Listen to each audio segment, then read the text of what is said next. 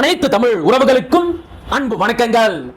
நடிகர் மக்கள் நீதி மய்யம் கட்சியின் தலைவர் திரு கமலஹாசன் அவர்கள் திமுக கூட்டணி கட்சிகளின் சார்பாக மாநிலங்களவை உறுப்பினராக தேர்ந்தெடுக்கப்பட்டுள்ளார். ஒரு நடிகனை நம்பி வாக்கு செலுத்துவது எவ்வளவு பெரிய ஆகச்சிறந்த முட்டாள்தனம் என்பதற்கு வாழும் சாட்சியாக மிகச்சிறந்த எடுத்துக்காட்டாக இருப்பவர் தான் திரு கமலஹாசன் அவர்கள். பொதுவா இந்த நடிகர்கள் அரசியலுக்கு வரும்போது பல புரட்சிகரமான வசனங்களை எல்லாம் பேசுவாங்க, பல புதிய புதிய தத்துவங்களை எல்லாம் உருவாக்குவாங்க, தங்களை மிகப்பெரிய போராளிகள் மாதிரி மக்கள் மத்தியில காட்டிக்குவாங்க. ஆனா இவர்களுக்கு உண்மையாகவே திரையில் இருக்கின்ற வீரம் அப்படியே களத்திலும் தரையிலும் இருக்குதா அப்படின்னு பார்த்தா இல்லன்னு தான் சொல்லணும். நீங்க கமலஹாசனையே எடுத்துக்கோங்க. அவர் அரசியலுக்கு வரும்போது அவருடைய அரசியல் நிலைப்பாடு எப்படி இருந்தது, இன்றைக்கு அவருடைய அரசியல் நிலைப்பாடு எப்படி மாறி இருக்கிறது அப்படிங்கறதையெல்லாம் கொஞ்சம் உன்னிப்பா கவனிச்சு பாருங்க. அப்பதான் இந்த நடிகர்களோட அரசியல் என்பது எந்த அளவிற்கு கோமாளித்தனமான போலித்தனமான அரசியல் என்பது உங்களுக்கு தெளிவாக புரிய வரும். ஒண்ணு வேணா, கமலஹாசன் வரும்போது என்ன சொன்னாரு? திராவிட கட்சிகளான திமுக அதிமுகவிற்கு ஒரே மாற்று நான் தான் அப்படின்னு சொன்னாரு. அதுலயும் குறிப்பா திமுகவையும் அதனுடைய தலைமை மு.க. ஸ்டாலின் அவர்களையும் ரொம்ப கடுமையா எதிர்த்தாரு, விமர்சனம் செஞ்சாரு. டிவி ரிமோட்டை தூக்கி போட்டு தொலைக்காட்சி பெட்டியை உடைச்சு திமுகவிற்கு எதிரான தன்னுடைய எதிர்ப்புகளை மக்கள் மத்தியில வலுவா பதிவு செஞ்சாரு.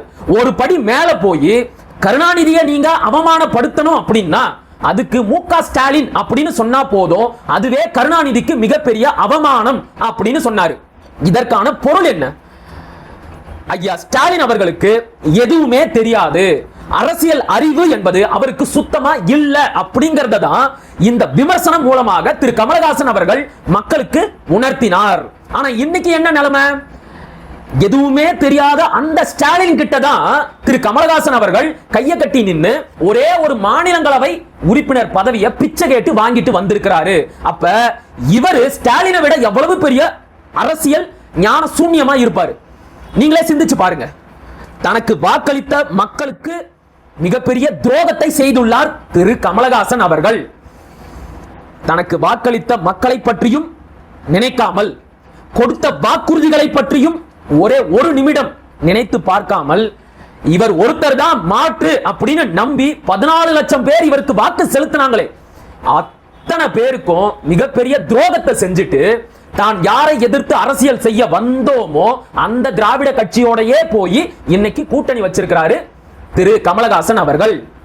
நீங்க நம்பனா நம்புங்க, திரு கமலஹாசன் அவர்கள் அண்ணன் சீமான் அவர்களை வீழ்த்துவதற்காக இந்த திராவிட கட்சிகளால் இறக்கி விடப்பட்ட ஒரு போலி மாற்று சக்தி. அதுலயும் குறிப்பா திமுக தான் திட்டமிட்டு திரு கமலஹாசன் அவர்களை அரசியலில் இறக்கி விட்டது அப்படின்னு சொன்னா அது மிகையே அல்ல. நீங்களே கொஞ்சம் கடந்த கால வரலாற்றை திரும்பி பாருங்க. எப்போதெல்லாம் தமிழக அரசியல்ல ஒரு மாற்று அரசியல் உருவாகுதோ அப்போதெல்லாம் இந்த திராவிட கட்சிகள் வேற ஒரு போலி மாற்றை உருவாக்கி மக்களை குழப்பி விடுவாங்க. எடுத்துக்காட்டுக்கு 2016 நாம் தமிழர் கட்சி முதல் முறையாக தேர்தலில் போட்டி போட்டுச்சு. அன்றைக்கு அதிமுக சார்பாக வைகோ தலைமையில மக்கள் நல கூட்டணி அப்படின்னு ஒரு டுபாகூர் கூட்டணியை உருவாக்கி மாற்று வேணும் அப்படின்னு நினைச்ச மக்களோட வாக்குகளை இந்த திராவிட கட்சிகள் பல முனைகள்ல சிதறடிச்சாங்க. அதுக்கப்புறம் அந்த மக்கள் நல கூட்டணியில் இருந்த கட்சிகள் என்னாச்சு? எல்லாருமே போய் திமுகவில் சேர்ந்துட்டாங்க. சரி, ஓகே, நமக்கு ஃபீல்டு கிளியர் ஆயிடுச்சு. 2019 ஒரே மாற்று அரசியல் கட்சி நாம் தமிழர் கட்சி மட்டும்தான், அண்ணன் சீமான் மட்டும்தான் அப்படின்னு நினைக்கும் போது திமுக திட்டமிட்டு இந்த கமலஹாசனை இறக்கி விட்டுச்சு. அதனுடைய விளைவு என்ன? மாற்று வேண்டும் என்று நினைத்துக் கொண்டிருந்த 14 லட்சம் மக்களின் வாக்குகளை திரு கமலஹாசன் அவர்கள் தனியா பிரிச்சுக்கிட்டு போனார். ஒருவேளை கமலஹாசன் அவர்கள் 2019 தேர்தலில் போட்டி போடாமல் இருந்திருந்தால் நாம் தமிழர் கட்சி 2019 நாடாளுமன்ற தேர்தலிலேயே அங்கீகரிக்கப்பட்ட கட்சியாக மாறி இருக்கும். அன்றைக்கே நமக்கு கொடுக்கப்பட்ட கரும்பு விவசாயி சின்னம் நமக்கான சின்னமாக மாறி இருக்கும். ஆனா 2 தேர்தலாக இந்த கோமாளி கமலஹாசனை வைத்து மாற்று அரசியல் வேண்டும் என்று நினைத்த மக்களின் வாக்குகளை பெரும் அளவில் சிதறடித்தது இந்த திமுக. வந்த வேலை முடிஞ்சு போச்சு, இன்னைக்கு உனக்கான வரவேற்பு குறைஞ்சு போச்சு, அதனால நீ எங்க கூட வந்து சேர்ந்துக்க. இன்னைக்கு வேற ஒருத்தன் களத்துக்கு வந்துட்டான். வரப்போற சட்டமன்ற தேர்தல்ல அவன் கொஞ்சம் வாக்குகளை பிரிச்சிருவான் அப்படிங்கிற கணக்குல கமலஹாசனை கூப்பிட்டு வச்சு அவருக்கு மாநிலங்களவை பதவியை கொடுத்து அவரை அப்படியே ஆஃப் பண்ணிட்டாங்க. எந்த அளவுக்கு தந்திரமா வேலை செய்யுது பாருங்க இந்த திராவிட கட்சிகள். நீங்க திராவிட கட்சிகளை விடுங்க, நான் என்னுடைய தமிழ் சொந்தங்களை பார்த்து கேட்கிறேன், எந்த நம்பிக்கையில நீங்க இந்த நடிகர்களுக்கு வாக்களிக்கிறீங்க? இந்த நடிகர்கள் அரசியலை எப்படி பார்க்கறாங்க தெரியுமா? தங்களுடைய திரைப்படங்கள் மாதிரியே பார்க்கறாங்க. 2.5 மணி நேரம் திரைப்படத்துல ஏழையா இருக்கிற கதாநாயகன் மிகப்பெரிய கோடீஸ்வரனா மாறிடுற மாதிரி, ஒரே ஒரு பாட்டுல ஒண்ணுமே இல்லாம இருந்த கதாநாயகன் மிகப்பெரிய கோடீஸ்வரனா மாறிடுற மாதிரி அரசியல்லையும் உடனடியா அரசியலுக்கு வந்த உடனே அதிகாரத்துக்கு போயிடணும் அப்படிங்கிற நினைப்புல உடனடியா அமைச்சர் ஆயிடணும், முதலமைச்சர் ஆயிடணும் அப்படிங்கிற அதிகார பசியில, அதிகார வேட்கையில, அந்த அதிகாரத்தின் மீது இருக்கின்ற வெறியில எந்த ஒரு கிரவுண்ட் ஒர்க்கையும் செய்யாம, எந்த ஒரு கள அரசியலையும் முன்னெடுக்காம, மக்களுக்காக எந்த ஒரு போராட்டத்தையோ ஆர்ப்பாட்டத்தையோ செய்யாம பேருக்கு ஆசைக்கு ஒரு கட்சியை தொடங்க வேண்டியது, அதுக்கு கொடியை அறிவிக்க வேண்டியது, நல்ல நாள் பார்த்து அந்த கொடிக்கான ஒரு பாடலை வெளியிட வேண்டியது, கொள்கைன்னு எதையாவது ஒன்ன சொல்லணுமே அப்படிங்கிறதுக்காக புதுசா ஒரு கொள்கையை கண்டுபிடிச்சு மக்களை குழப்ப வேண்டியது, மக்களுக்காக எந்த ஒரு போராட்டத்தையும் செய்யாம, மக்களுக்காக போராடி ஒரு முறை கூட சிறைக்கு போகாம நேரடியா தேர்தலில் போட்டி போட வேண்டியது, மக்களும் கூட இவங்களோட அந்த திரை சாகசங்களை பார்த்து கதாநாயக பிம்பங்களில் மயங்கி இவங்களுக்கு வாக்கு செலுத்துறாங்க. அதனுடைய விளைவுகள் என்ன? அதுதான் ரொம்ப ரொம்ப முக்கியமானது. களத்தில் உண்மையாகவே மாற்று அரசியலை பேசக்கூடிய நாம் தமிழர் கட்சியையும் மாற்று அரசியல் ஆளுமையான அண்ணன் சீமான் போன்றவர்களையும் இந்த மக்கள் ஓரங்கட்டுறாங்க, இல்லனா பின்னுக்கு தள்ளுறாங்க. இதனுடைய மிகப்பெரிய ஆபத்து என்ன? இந்த மண்ணில் நிகழ வேண்டிய உண்மையான அரசியல் மாற்றங்கள் உடனடியாக நிகழாமல் காலம் தாழ்த்தப்படுகிறது.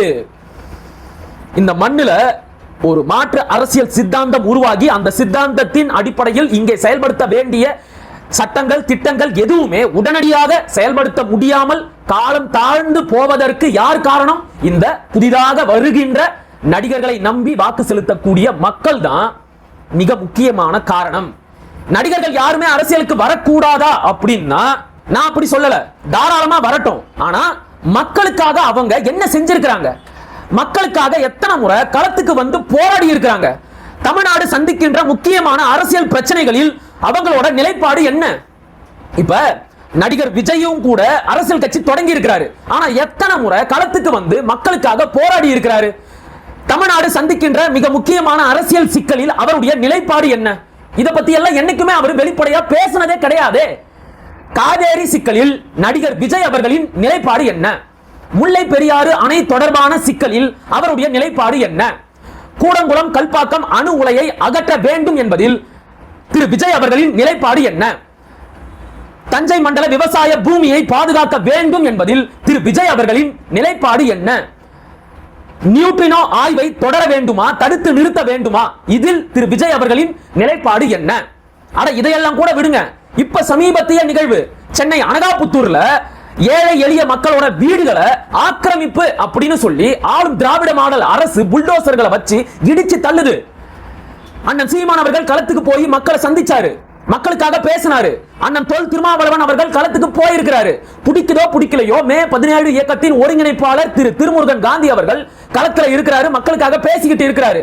ஆனா நான் தான் திமுகவிற்கான ஒரே மாற்று, வரப்போற 2026 சட்டமன்ற தேர்தல் என்பது டிஎம்கே வெர்சஸ் டிவிகே தான் அப்படின்னு மேடையில் வீர ஆவேசமாக முழங்கிய திரு விஜய் அவர்கள் எங்க இருக்கிறாரு? ஏன் போய் அந்த மக்களை சந்திக்கல? அதைத்தான் முதல்லயே சொன்ன. இந்த நடிகர்கள் வரும்போது வீர வசனங்களை எல்லாம் பேசுவாங்க, புதிய புதிய தத்துவங்களை எல்லாம் உருவாக்குவாங்க, பெரிய போராளிகள் மாதிரி தங்களை காட்டிக்குவாங்க.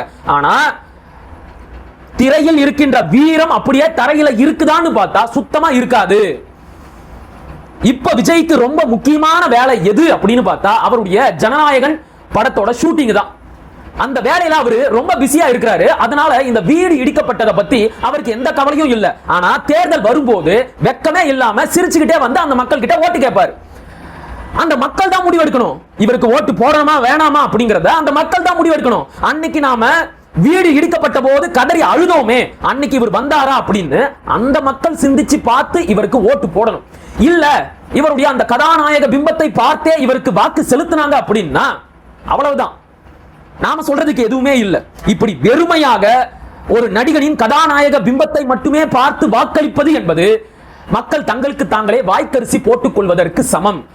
அவங்க மட்டும் வாய்க்கரிசி போட்டுக்கல, அவங்களோட அடுத்த தலைமுறைக்கும் அவங்க அதே வேலையைத்தான் செய்யறாங்க.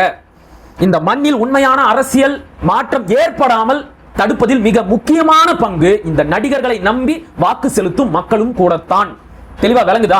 ஆக தயவு செஞ்சு மக்களே கொஞ்சம் சிந்திச்சு பாருங்க. இந்த கமலஹாசன் மாதிரியான கோமாளிகளுக்கு உங்க வாக்கை செலுத்தினீங்களே, அன்னைக்கே அந்த வாக்கை அண்ணன் சீமானுக்கு செலுத்தி இருந்தா இன்றைக்கு நாம் தமிழர் கட்சி எவ்வளவு பெரிய வலிமை பெற்ற ஒரு அரசியல் இயக்கமாக உருவெடுத்து இருக்கும்.